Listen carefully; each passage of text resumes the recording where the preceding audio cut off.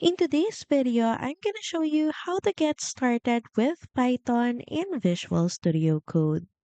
So first, inside VS Code, go to the Extensions tab and look for Python by Microsoft and install it.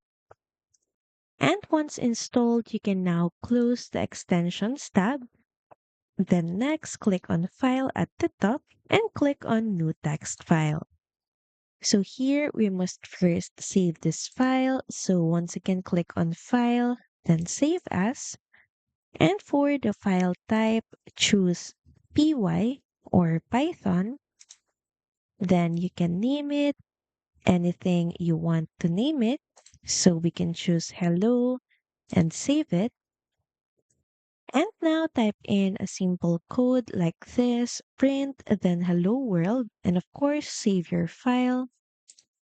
And to run your code, click on the play button at the top and you should see the output right away.